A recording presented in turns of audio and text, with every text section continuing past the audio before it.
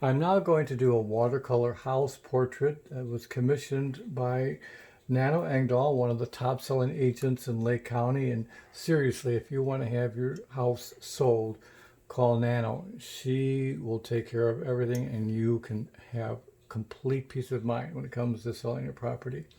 So Nano has commissioned me to do a house portrait for one of her closings, and in previous videos I've done the pencil and then I did the pen and ink, and now that I'm finished with the pen and ink I'm going to do the watercolor element of it. So I'm going to apply the watercolor. So basically I have the whole rendering done here. It's been laid out, so I like to let it wait a day because all the ink saturates into the paper and will not bleed at all. Even on water non-soluble inks, there will be some bleeding if you do it right away afterwards. So it's always good to let the ink settle in for a day, and that way there's no bleeding whatsoever, and it's hard to have that bleeding go. So I just take my brush, I have a little paper here, and I generally like to start with the sky. As you can see from up here, there's not much sky because of the large tree, but I've cut back on the tree to give more space because I don't want to block out the house. And also I have an image of this house on Google Earth here. So I have two views of it. This is the other angle that Google has of it.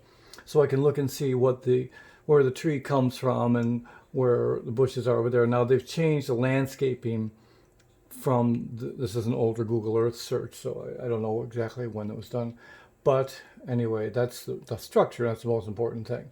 But we're going to go to here and do what the most current thing is. So there it is. So I'm going to do this right now. I like to start with the clouds or the sky. I have a various assortment of cerulean, cobalt, Prussian blues all mixed together, lined up in here, and then I mix them. Then I take it, I dry it on the brush, so there's still water, but just a little bit now. I come back, I gather these different tones of blue, test it out, and then I put it, I roll it. See, I turn the brush as I go. I don't just stroke it on. I turn it with my fingers so that it gets grip to the paper. And then it gives texture to it. Just a little bit of water. You don't want a lot of water, otherwise it gets thin. You want strength of color from the pigment. So here I've got all of the blue for the sky, and there's a little blue behind in the trees here, so that's done. Then I rinse this off. That's washed out. And then I like to start the broadest strokes with the larger brush. So then I get to my yellows, and I have an assortment of blues, yellows, barium yellows, and even some off greens. Mix these together, and again, test it, and then I dry it off, dip it again, just a minor amount of water put on there. And then I look at, now this has a shadow line, but that's not so important. What you want to have is a fresh, light look. That looks nice and light. So I carry that through. A little more yellow on that. Makes it nice and light, friendly. All right, see. And again, I roll the brush a little bit as I do this. And I like that spacing in between. Now when I go over the area where the note is, I try and make that light. I don't want that dark in there, so it's always easy to read there. So that basically I got the shadowing in for the lawn. Then I want to do just a little bit on the little different tone. These have a little bit of cerulean. You can tell it's like a little bit of Prussian. The tones are a little different in there, so you have to do a little different blues and yellows. Test that out. Right, and then I put that in here for the back one. See, yeah, a little more of that Prussian blue going in there. Right. So I got that background on there, and then this is a little lighter. You can see. So I go back over here to my cobalt and bariums. Get that in, and then there we go. A little lighter. You can tell the difference right away. And the same is true for this area here. Now, gotta get that little patch of grass right there. There. That's done. Then I'm going to go over to the side, get the background trees in here. one thing I rarely, if ever, do is to take color from the tube. That's such a rare incident that it works. All right, so here's the background trees there. And I always wait a moment so that there's no blending. I don't want the blue of the sky to melt into the green of the trees or other color, bleeding with the water. I want to make sure that's done carefully and differently. Now I'm going to put, you have this tree here, right there, which is the element here. So I'm going to put the trunk of that in there for, it's nice to have that view so I know what's going on. So I take this, I have some browns. I have a nice mixture of reds and yellows and browns, ochres, and I put those all together. I test it, and I put my layer of wood, the trunk in here. Right. And this for the branches out here.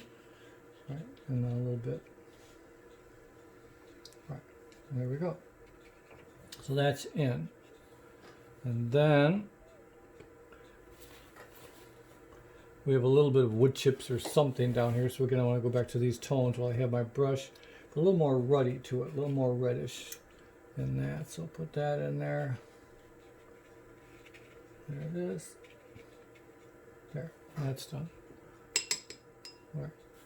And this chair is like an off green or something. I'm not quite sure what. It's a little too bright. A little more brushing or something in there. Let's try this.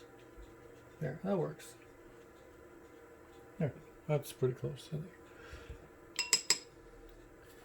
Now the roof, it's a tannish, kind of thing. We'll see here. I mean, a charcoal, so I come down to my blacks and grays. Again, I dip it here. And then I gently roll this around. There you go. I like that. See how that looks nice with the white spacing in there. You don't want all one black blob, especially a vast area like that. You want to have breathing space. You don't want to have it look crowded. Now these are very creamy light yellow siding and little wood element frame encasements framing for the doors. So I'm going to put that in now. So I have a mixtures here of different browns and yellows for that. The yellow is important, but you got to be very careful with yellow because it can be very dominant. This looks good. All right, there you go. Very nice. It works perfectly. All right, the door is white, so I leave that alone. All right, and then I just do this. There. So I take up the excess. Same thing here. And put that down. And there it is. Just enough. Same thing here. And the trim. Right about here. And the door area. There. Problem with the photo like this whole house, except for the roof, is in shade, so it's hard to get the lightness. This is better, but really the whole photo is done in shade, all of this.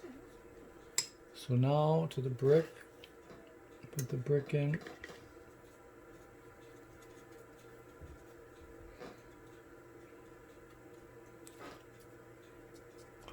All right, want a couple.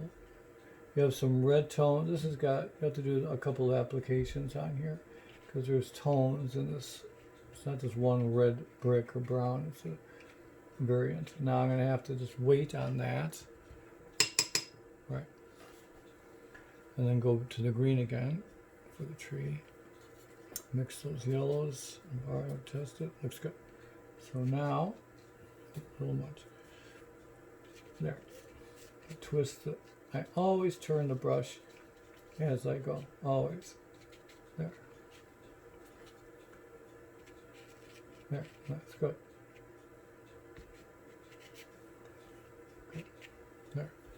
Then I'm going to come back into the sidewalk area and get that little brownish beigeish color there.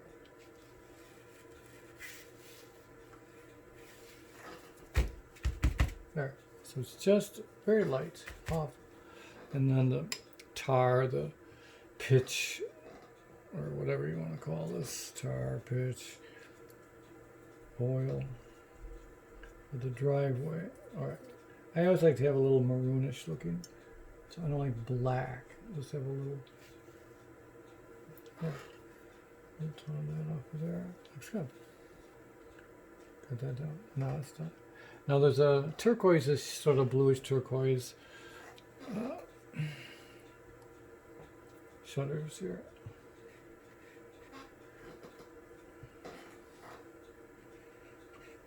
Again, I don't like to do dark. I can always darken something, but you can't make it lighter. That's good. And then I'm going to put in the turquoise here for the shadow of the house windows. Yeah, that's done. Right. Then I'm going to go to the bushes here. Get these. There you go. The darker tones underneath. Right. There's a little greenery on the base of this tree. You can't tell, but it's very little, but someday. And then down here too for these tiger lilies or whatever. I'm not sure what they are. But you want some darker tones to denote the spacing in between and under the leaves there. So that's done. So it's pretty well done now. Now, just another tone on the brick, a little darker this time, a little more on the brown side, a little browner. There you go. It looks nice. See how that works nicely? It complements. I waited for the other to dry. I don't need an overnight dry, and that's just a little bit. A little darker tone to pick those, variated tone in there. But you don't want to do any more because it becomes too busy. Even though there's a third tone of brick in there, the tones mixing between the light and dark is sufficient. If you clutter things up, then it becomes what they call worked over. Watercolors are very demanding for light, brisk kind of strokes, maneuvers. They don't like overwork. Like oils, you can do that and scrape off and everything, but you can't do that with this. Now I'm going to put a little shadowing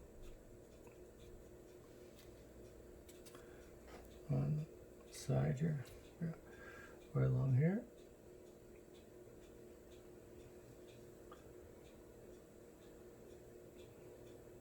There, and a little more on the garage door.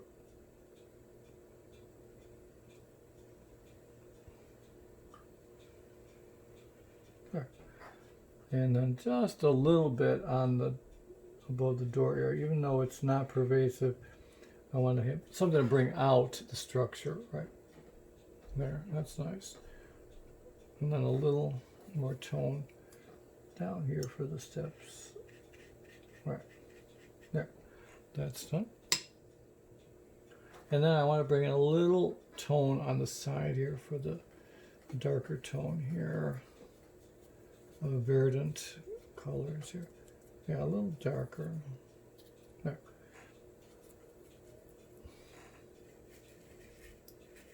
Right, just to give a little added dimension. All right. Again, I roll the brush, but I don't put it on the writing. It's just over there. There.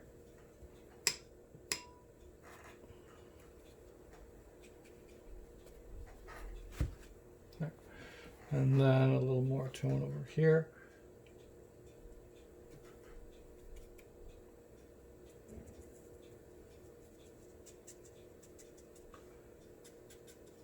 There, a little green behind, and it's pretty well done. That's about it. So there's a few more dark tones on the tree right here, just for between the leaves. Right there you go. And that's it. We got it.